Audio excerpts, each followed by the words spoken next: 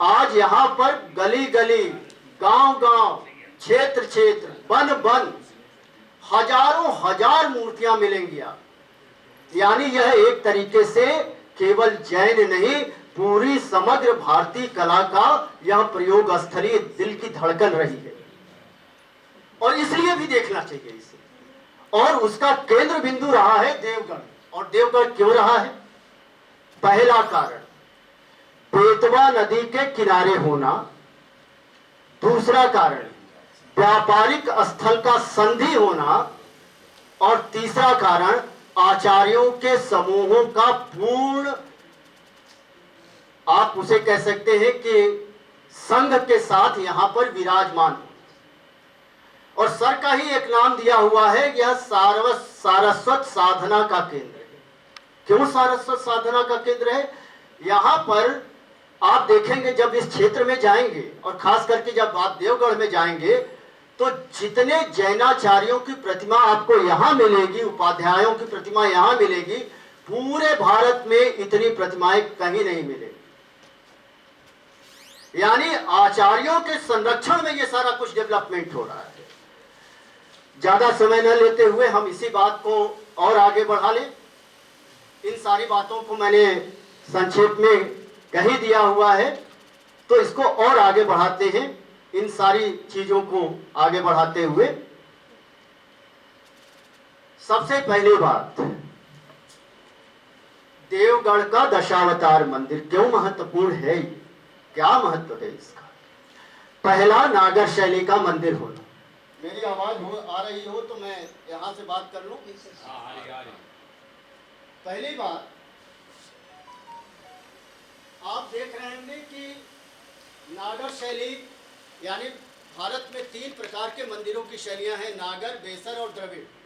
द्रविड़ यानी दक्षिण भारत, नागर यानी उत्तर भारत, और उत्तर और दक्षिण के मध्य का जो क्षेत्र है वो बेसर से, यानी जिसमें नागर शैली की भी विशेषता है और बेसर और द्रविड़ शैली की भी विशेषता है, जिसे हम रेखा देउल और अन्य नामों से जानते हैं। उसकी चर्चा फिर करते हैं। यहाँ पे महत्वपूर्ण क्या है? महत्वपूर्ण ये है कि नागर शैली की ये मंदिर है, इसमें 3 तरफ आप फलक देखेंगे, नर नारायण, गजेंद्र मोक्ष और शेषशायी विष्णु। ठीक ऐसा ही मंदिर देवगढ़ जैन जो आप कहें कि कोर्टयार्ड है, उसके भीतर भी हमें मिलता है। शायद हम गलत अगर नहीं है सर, तो मंदिर संख्या 15 है। मंदिर संख्या 15 एकदम, आप रेफेलिका कहिए उसे, देवगढ़ के दशावतार मंदिर। आप इसे प्रभाव कहेंगे या सहयोग कहेंगे, निर्धारण आप करें। दूसरी बात, जैन मंदिर हो या ब्राह्मण मंदिर हो या बौद्ध मंदिर हो, भारतीय परंपरा में दोनों तरफ, प्रवेश द्वार के दोनों तरफ गंगा और यमुना की मूर्तियां दिखाई जाती हैं।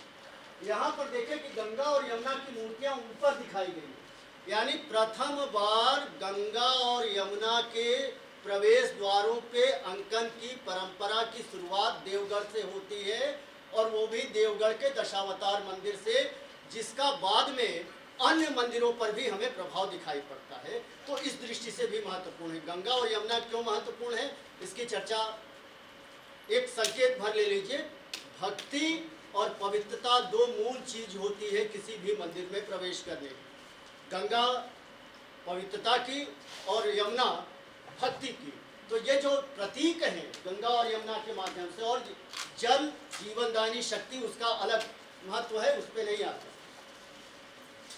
अब आते हैं इसी से, ये तलहटी में है मंदिर, यहाँ पर ये मंदिर है, देवगढ़ का मंदिर यहाँ पे है, और ये पहाड़ी पर एक फोर्ट बना हुआ है जिसे हम देवगढ़ फोर्ट कहते हैं। और देवगढ़ का अर्थ ही होता है जहाँ पर देवताओं का निवास है। अब यहाँ पर देखें कि यहाँ पर जितने मंदिर हैं, लगभग 40 की संख्या में मंदिर हैं, और ठीक वैसे ही मंदिर हैं जैसे महाबलीपुरम में छोटे छोटे द्रविड़ मंदिर बने। यानी यहाँ पर भी मंदिर बनाने में जैनाचार्य प्रयोग कर रहे थे। किस तरीके के मंदिर बनेंगे? कोई बड़े मंदिर नहीं है, सब छोटे मंदिर हैं। आगे दिखाऊंगा मैं कि छोटे मंदिर कैसे हैं। यानी एक प्रयोगशाला थी ये, केवल शिल्प की प्रयोगशाला नहीं थी, केवल केवल शास्त्र की प्रयोगशाला नहीं थी, केवल शिल्प की प्रयोगशाला नहीं थी, बल्कि यह समग्र प्रयोगशाला थी, हर दृष्टि से प्रयोगशाला थी। अवधारणात्मक, वैचारिक और कलात्मक तीनों ही प्रकार की यह प्रयोगशाला थी। और इसमें जो मंदिर संख्या 12 देख रहे हैं वो मध्य में, वो बीच में जो है, इसमें हाथ चलता है क्या?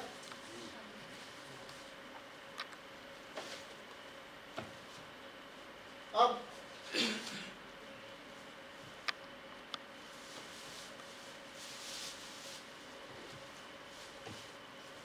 कैसे चल रहा है भाई?